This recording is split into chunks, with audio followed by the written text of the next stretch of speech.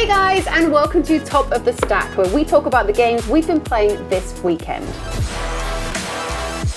So we're going to start, Adrian, you've been playing some Battlefield 1. Playing tons of Battlefield 1. Yeah, it's fantastic. I'm really, really enjoying it.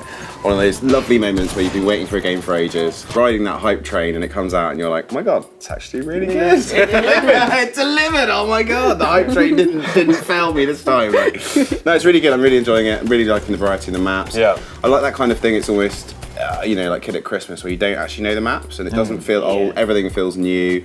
Every time you take a little turn down a corridor or something, you're not really sure what's going on or where you're going to end out. And yeah, that side of things really, really fun, just exploring the maps and kind of having loads of fun with that. And it's been really good. Just we're playing, majority we're playing Medic, just because it made sense to kind of start with one class and rank that up. But also I quite like the kind of semi-automatic. I played DMR rifles in Battlefield 4. And dying a fair amount to start off with, that definitely was a thing, but now kind of coming out the other side of it, starting to counter sniper and use gas effectively, and the gas grenades are like amazing. Absolutely amazing. Like it's the damage counter, the way it kind of ticks, when you throw one and then it's like damage done 25, 50, 75, and you're like, I know where this is going. Someone doesn't know how to use the gas mask. But it especially happens like when you kind of playing like operations and you just throw it into like a trench where they're all spawning, because I think that's one of the things about Battlefield 1 that I found is it feels more than 32v32 because people are constantly spawning on each other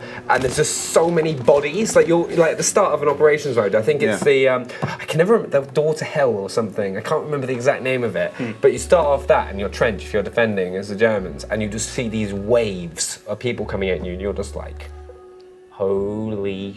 Yeah, Operation's amazing. It's really intense. Like I found exactly the same thing because I played a game where we kept getting pushed back, and we got down to our last checkpoint, and it was just literally like 25, 30 guys just stood along one sandbank, and everyone just popping shots off and just holding on for dear life. But the squad mechanics worked really well, so everyone was like respawning each other and healing each other, and we managed to hold off like 100. They had 100 tickets, and we literally just all hunkered down and held off 100, and it was so satisfying.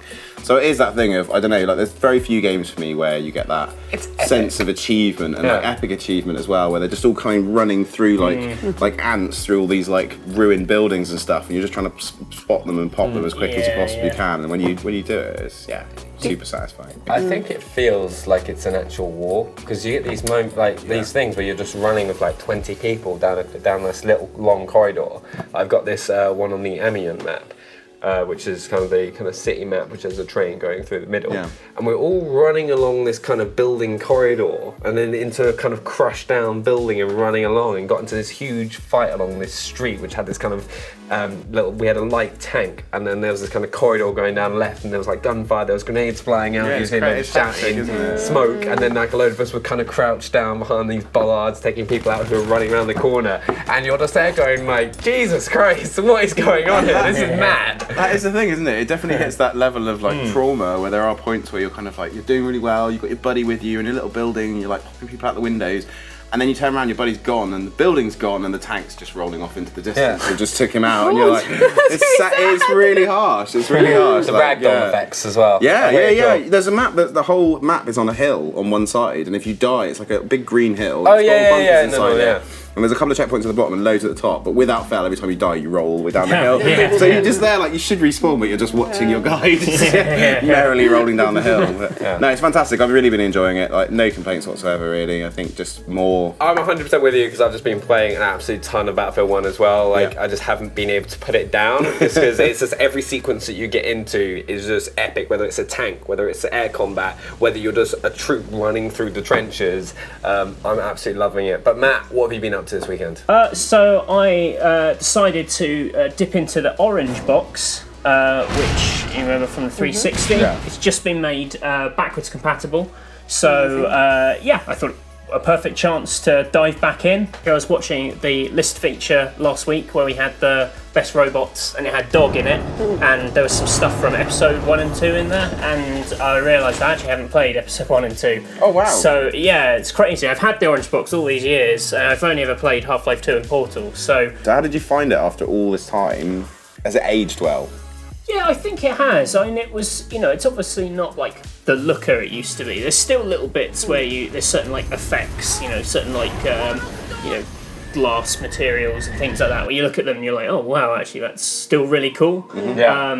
It still looks great. It plays really well. Like the actual weapons feel brilliant. Like that's what I'd really forgotten. Like how nice they feel, and it's almost like everyone today is so focused on really fast-paced. Like your Infinite Warfare, your kind of CODs. You think everything's so sort of like rat-tat-tat that you've just forgotten what it is to have like one meaty shot. To really know what a shotgun feels like, and it's just. Chunky and satisfying. And dog is awesome. And I'm not a dog person at all. But you sold on that one. No soul. He has no soul. But robot dogs, I'm on board with. Yeah. I can dig. Wait, you don't like dogs? He doesn't like dogs. I'm really not a dog person. I'm the person when I got to the end of Fable 2, and they were like, "Are you gonna save your dog, or are you gonna save your sister?" Straight on it. I totally saved my dog. I was like, "See you later, family." I think that's quite an easy decision to Sister make. versus dog. Sister or dog. Like, I love dogs. I would have done it for a fight. I would literally have picked a $5 over the dog. It's like, bring your dog back to life, or you can have a $5. What's wrong with you? Why wouldn't you keep the dog and then sell the dog? What's wrong You'd with make you? more £5. You'd make more than a £5. Now you're thinking like a true dog hater. Nice. I mean, it's such an amazing package of games. Like it always was, and to have it back and on Xbox One is fantastic. A really good opportunity to dive back in. So you should definitely do it. Fair play. Talking about diving back in, segue. He's so happy you're talking. Oh yes. I love how you ruined. Planned this. I love how you ruined the segue by saying the word segue. Yeah. Like you're in there and then you're like, I just did that so well. Segue!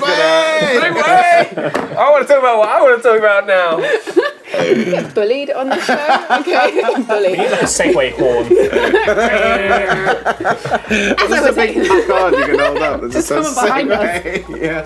I have been playing Return to Arkham. So it's the It's Batman. It's Batman. Worst Batman voice in the world. Have you got a good Batman voice? No. Did What, you even not? after all this time of playing Batman? Okay, someone do it first and then I'll try and do it afterwards. Right. I need someone to practice it. I'm Batman. That's quite good. I'm Batman. That's terrible. That's how he talks. It's lower, gruffer. Not in Batman Arkham. He's like, I'm Batman. It's not, I don't know what that is.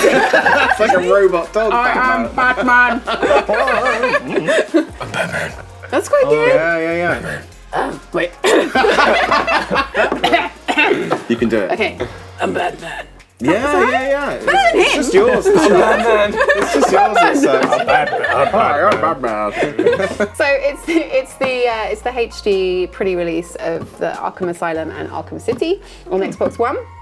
And for me, I loved Arkham Asylum, the game. Like, I personally preferred it over Arkham City. I know that can be quite sort of controversial in terms of what people go for, but I preferred Asylum.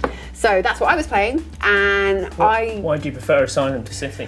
I preferred the enclosed environments over the big sort You of didn't like the sweeping. open worlds? Yeah, I just enjoyed the more linear experience of Asylum over to City, which I know it tends to. I mean, would you say you're more City? I'm the twisted freak who really likes Arkham Knight, so I like the Batmobile. wow. Yeah. Okay. Yeah, so that's your favourite one. Yeah, absolutely. So with the Return to Arkham, you get both games, but you get all the DLC and everything that comes with it. So you get a nice big bundle.